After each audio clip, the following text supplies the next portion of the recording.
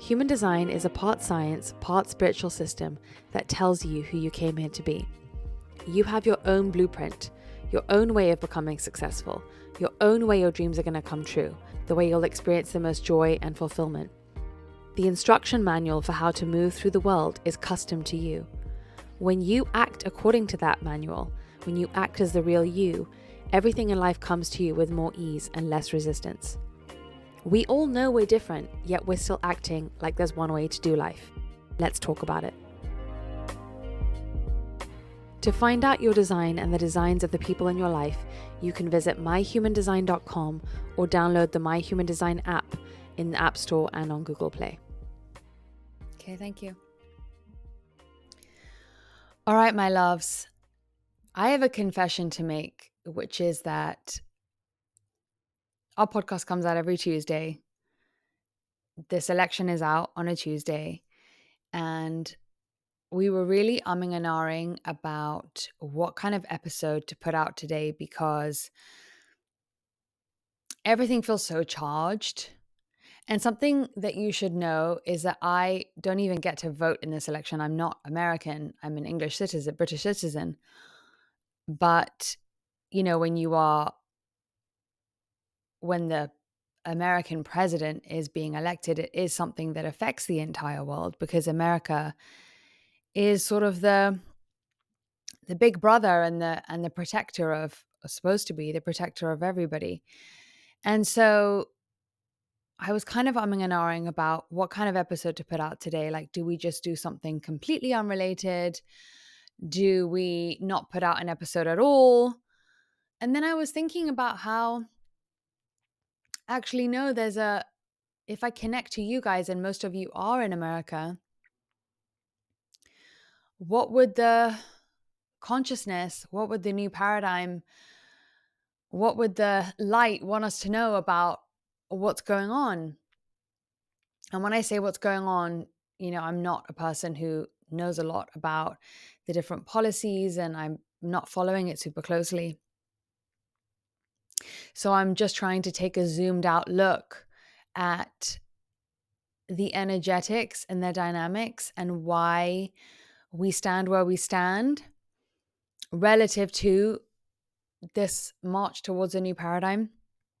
And if you're new here, in human design, there's an aspect of this science called the new paradigm, which is basically this idea that humans go through these big collective cycles of transformation, and each cycle has a different theme to it, which all of us are tasked with sort of learning and executing on. And there's a lot more in the app that explains exactly where we are in this march to the new paradigm. But in human design, this new cycle is starting in 2027. And so this 200 plus year cycle that we found ourselves in is breaking down, is crumbling.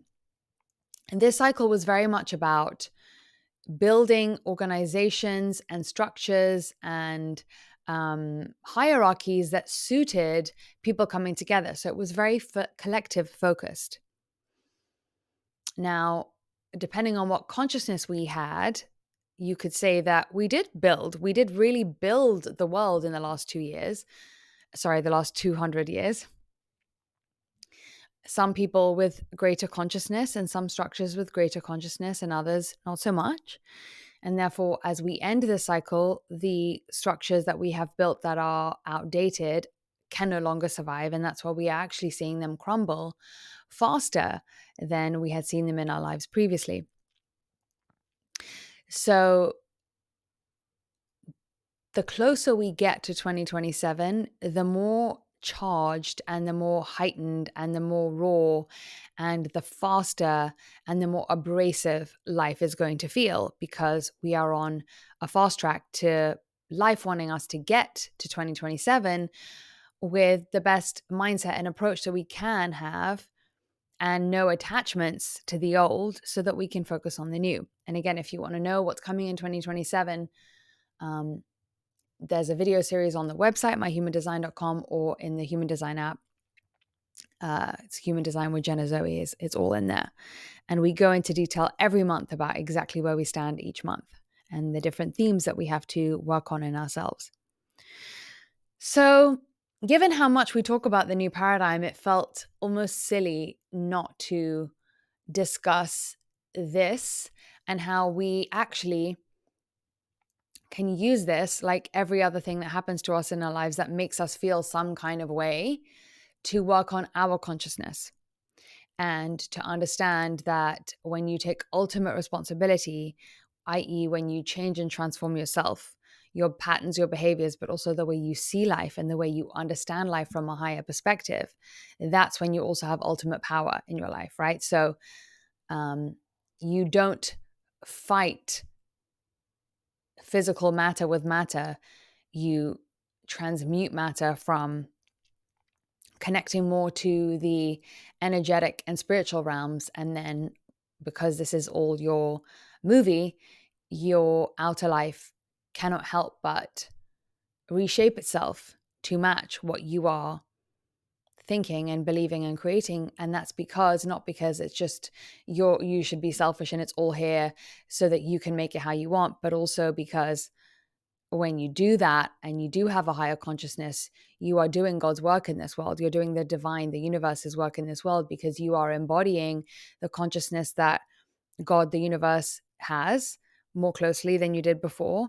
And therefore, those kinds of abilities to do your part in shifting the rest of the world, more gets given to you. So, given that maybe some of you are waking up with fear and anxiety and despair or hopelessness today, I want to talk about where we could go and how good this could look and give us some hope.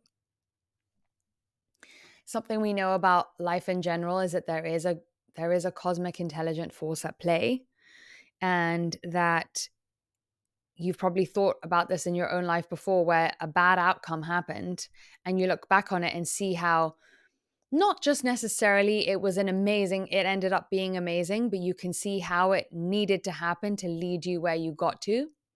And it's the same with this. So whatever the outcome is, I want you to know for sure that even if it is a negative outcome, even if it's going to lead to unpleasant things, that's because it is the very next thing that needs to galvanize us or wake us up or make us uncomfortable or make us step up more or whatever it is. And I also want to encourage us to not think about this as a good outcome and a bad outcome. It's interesting to me hearing people talk about politics, and let's say you tell someone who you're supporting or tell someone who you're thinking of voting for, or give an opinion. It's almost a sign to you that you should therefore think that this person is like Zeus and completely infallible, and other people immediately jump to make you defend every single flaw that that person has. So step number one is I want to make us realize that it's so sad that whatever the outcome is, half of the country will be sad. And isn't that so sad for us as a humanity? Isn't that so sad that half the people in a massive country are not going to be happy? And doesn't that say something about the very mechanism of it being this or that, i.e., it's a reflection of how we think about the world, black and white, this or that, good and bad. If we stopped believing the world is that way and we stopped thinking that that's how life had to work, I do ask myself if the way of getting people in would look different. I do wonder if it wouldn't make people so polarized. And I wonder if one of the modules that we have in the app, which is about accepting your humanness, we wouldn't have to have this thinking that whoever we're voting for is the best person in the world who doesn't do anything wrong, and the other one is the devil. Because that's also not advancing our collective conversation, and it's stunting our ability to even have open dialogue with people, because you immediately have to have your backup and be this person's PR. You have to be their marketing agent if you're voting for them. Instead of saying, you know what? I feel like voting for this person because there's certain things that really matter to me, to my life, that some of the policies that they say are the ones that are the hot button points in society that affect me the most. And genuinely, actually, that's all we are doing. And it's absolutely okay to be selfish in that way, because if everyone was voting for what was important to them, we would get an accurate reflection of what's net important to most of the country. So it's absolutely fine if the most important thing to you is the economy and you're purely voting for someone on the economy. It's also okay if you're not so concerned with their stance on something unrelated, because it's less high up in your personal rung of what's important to you at this point in your life. We're not electing people based on theoretical society. We should be electing them based on what are the things that matter to most of you most of the time. It is an absolute myth that society ever will come to consensus, much less on anything, and also much less on everything. But nor is it something we should be aiming for. What makes us so uncomfortable in life is other people having different perspectives, different values, different priorities, different ways of seeing the world. And I think unless we are safe enough in our own and validating enough of our own, that feels deeply threatening. But we are here in a world where all of us are mixing and blending colors, and we are having our own experience. And unless we have validated our own experience, we will feel like we can't validate other people's. We will deeply feel like we are threatened by others, or we have to change theirs. We all have to get on the same page. But that ultimately is not love. That is not allowing of other people's journey through consciousness. And if you feel like you are someone who's relatively conscious in this world, something I often, when my ego flares, something I often bring it back to is like, in order to get here, you have done some not so great stuff in past lives and in this life.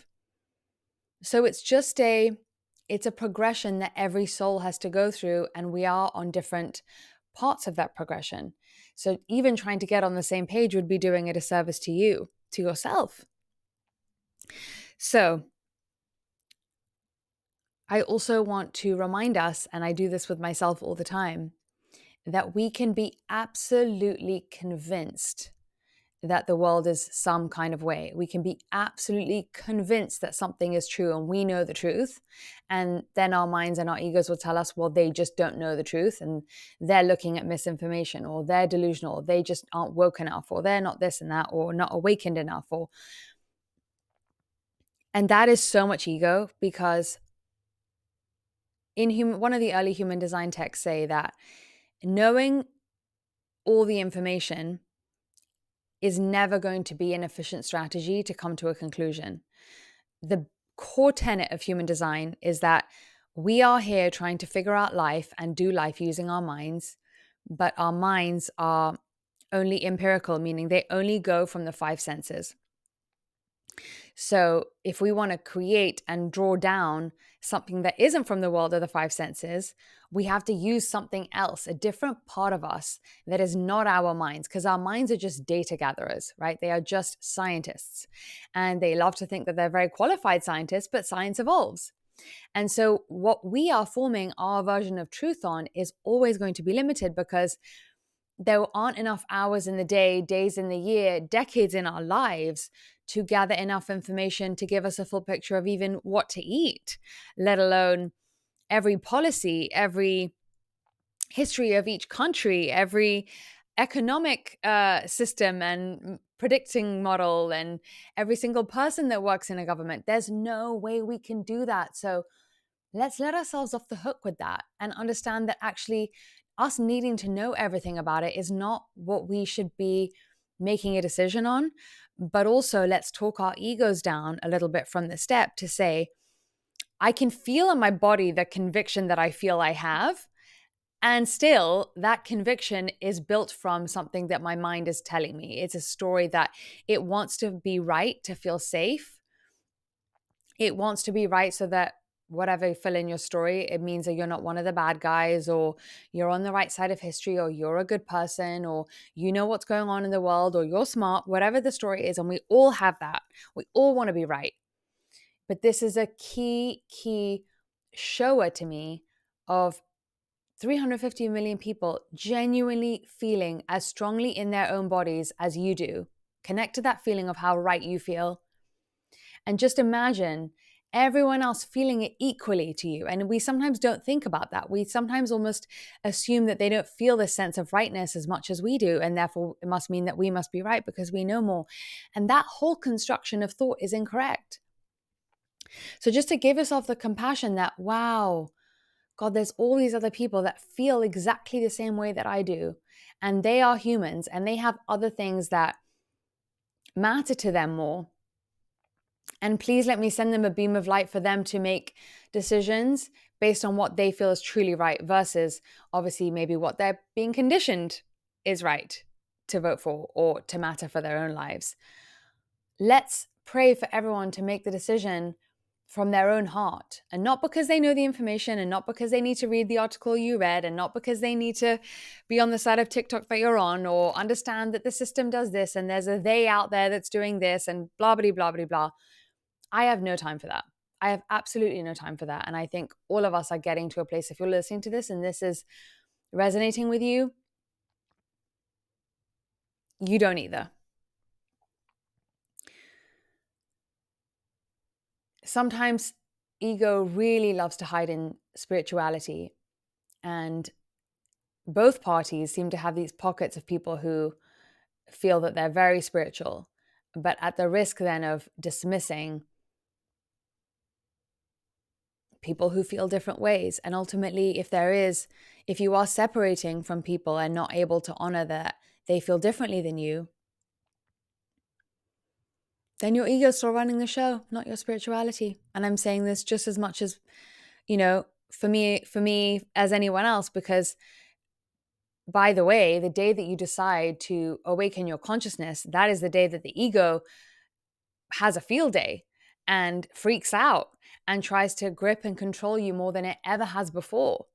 And so when we accept a journey to work on our consciousness, we also accept that we will be given this ability to tap into warrior-like abilities to slay our own ego, because our ego is going to match exactly where we want to go. Our ego is going to get louder and louder, and our ego is going to always be the best spin doctor that we know.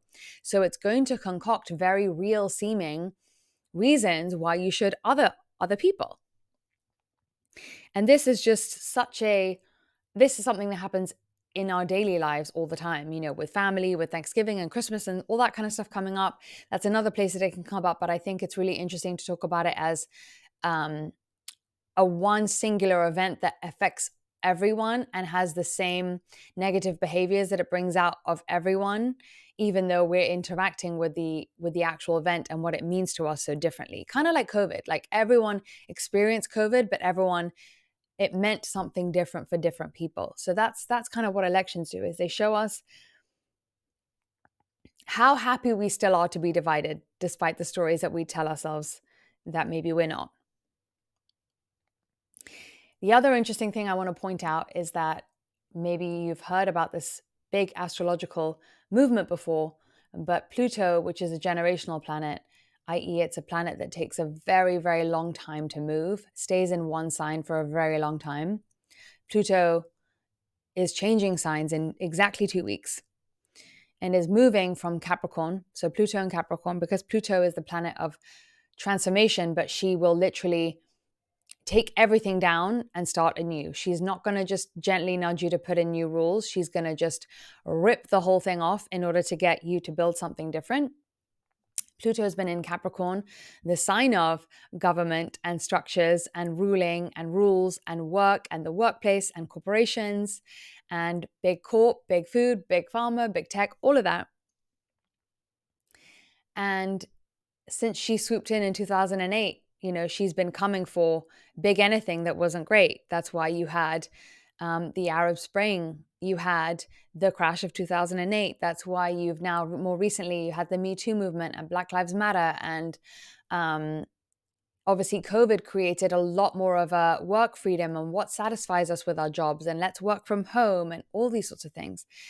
And so as I was walking this morning, I was thinking to myself, wow, of course she saved the best for last, right? Which is right before she's about to leave and occupy herself with a different part of our lives, Aquarian values and Aquarian themes, there is an election which is showing us how deeply far away we are from actually looking at what's the real issue.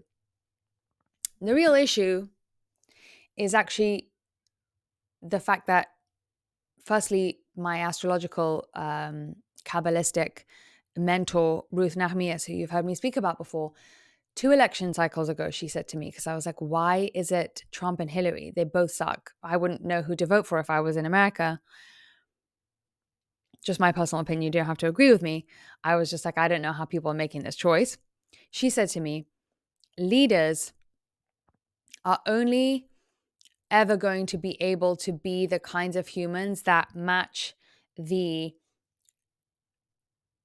average consciousness of the people that they are going to lead. So until we have better consciousness, we won't elect better leaders. So that's one angle of where I'm about to lead you to. The other angle is that presidents and anyone in a system, in a structure, is way more limited by the structure than we believe them to be. Even the CEO of a company is limited by the culture that he comes into, the people around him, how effectively he can change something. And it's the same with this, in the sense that the structure itself is so old and outdated. And I think what needs to happen, and this will happen no matter who wins, and you're going to see this, that people are going to start criticizing less the humans and more the actual mechanism, the way laws get passed, the way money decides what laws get passed, the ability of the laws to correctly reflect the humans living in that country. Because Pluto moving in Aquarius, thing about Aquarius, it's the planet of, amongst many things, technology. So you're going to see that all pop off when Pluto moves into Aquarius. But when we're talking about this subject specifically, Pluto in Aquarius cares about power to the people. It's actually the opposite of Capricorn. It wants downward the structures. It wants everyone on the same level. It wants, grassroots change.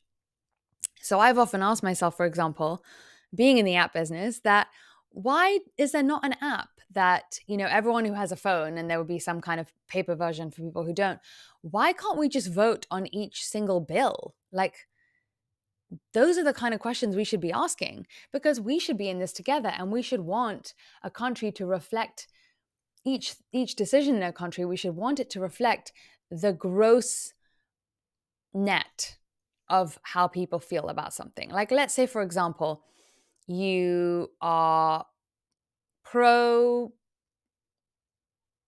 I don't even want to use any of the triggering words, but let's say you are pro purple, okay? And right now it's saying to you, you have to choose blue or you have to choose red. You can't be purple. I really feel like most of us want to freaking be purple. And so if there was an issue that right now is being shoved into an all blue thing or an all red thing, but actually most people on both sides kind of felt one same way about, imagine if we could all vote on that thing, and it would be a shocker. It would be like 80% of us agree on this one very important thing. Like, I don't even want to say, but something that's very important to most people when you talk to most reasonable people, which, by the way, most of America are reasonable people, despite what, your news, your TikTok, your ego might be telling you. Most people are reasonable. So imagine if we took the funding, we took the corruption, we took the rotten to the core, we took the outdated, we took all of that out, then actually clean the system up well. And what you need in office are good executors who only serve the people, instead of coming up with their own values that we either have to choose so black and whitely. Like, when I think about that, that's what gets me fired up. What gets me fired up is either way, we're losing because we vote once and then we have to vote for kind of what's like closest fit, but who knows who we might be in 4 years' time. And then That's it? And that's the only say we get? Are you kidding me? That is wild to me that we still think that we still have a modern world that doesn't honor people more and doesn't honor exactly where we are now more and doesn't honor our similarities rather than our differences and isn't wanting to make us remember how much we all care about our kids, all care about being healthy, all care about being safe, all care about being free, all care about, good healthcare, safe access, safety in our neighborhood. Like, these are not things that anyone is going to tell you that they don't want. So just know that you don't have to defend your stance to the hilt or die on any hill, because that should not be your responsibility. You are not here to make someone a god, and you are not here to make someone the devil.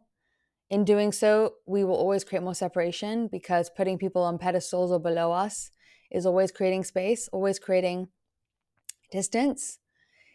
I don't want you to do that with your candidates. I don't want you to do that with your neighbors, with your family. I want you to realize that, the actual system is going to change. I promise you that. The next time there is an election, we are going to understand the actual electing process differently, the actual governing process differently, the way that things get executed and not, the way that budgets get allocated, the decisions behind those things, all the stuff that we don't see, because politics, I promise you, is an iceberg where we see 10%, and what gets spat out of that 10% to us is 0.5%, but most of it is the 90% that most of us are never going to see.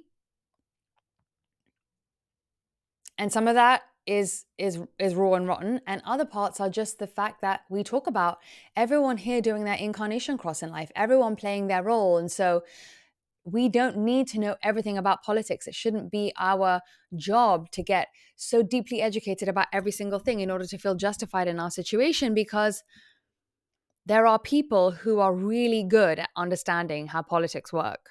There are people who are really good philosophers. There are people who are really skilled at creating ethic systems. There are people who are really good negotiators. There are people who are good at passing those bills. And if you're not one of them, then what you should be doing is coming to some kind of playing your part in agreeing, in seeing the right people who are able to do those actual tasks. Like, think about those people ultimately as, that's why they're called public servants, because they are here to serve the public. If you are a good executor, we want you there. And if I feel you're a good executor, I'll want you there. I don't want you there because of I don't want you there because of your views.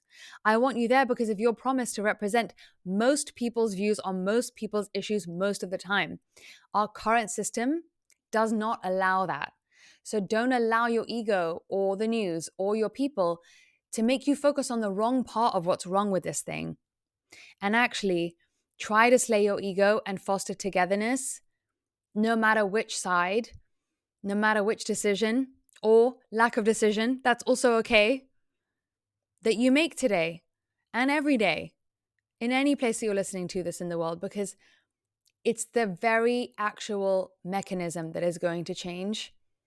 And we are just brave enough to have decided to be here in a time when, as much as is happening in our own lives and we're going through these insane personal transformations, there's also these massive wheels in the background that are changing at such a slow rate, but because the wheels are so big, they make these seismic, catastrophic shifts. And, our bodies have to hold all of that down. And so you knew when you came here, this was going to be a time of intense cycle. And you probably were alive in another time when you were alive. And we can hold this down. And don't despair at what things look like now, because it's almost like darkest before dawn. Things are about to change and shift.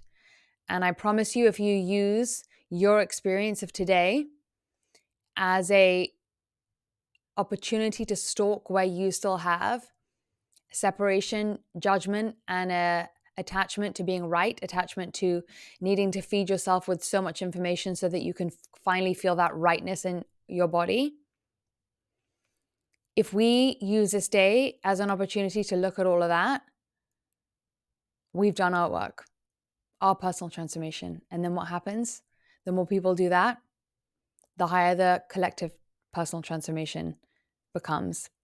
And that's what changes the world, because these structures won't be able to survive anymore if we're not feeding them with the fuels that they rely on in us, which are the fear and the separation and the judgment, even if they come in awakened, woke, or spiritual, or over-informed, or intellectual disguises. That's where the ego lies.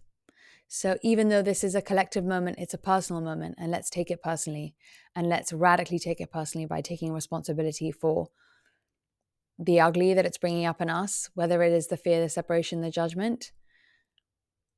Make your vote, but know that soon it's going to change the way that voting happens.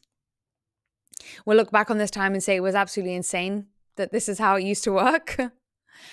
And give yourself grace, please, for knowing that you're doing the best you can. And I'm really proud of all of us. I really am. And I want you to know that if you keep doing your corner of the world and looking after it, and we all make that promise and commitment to ourselves, then we are going to be okay, no matter what the outcome of today. I love you guys.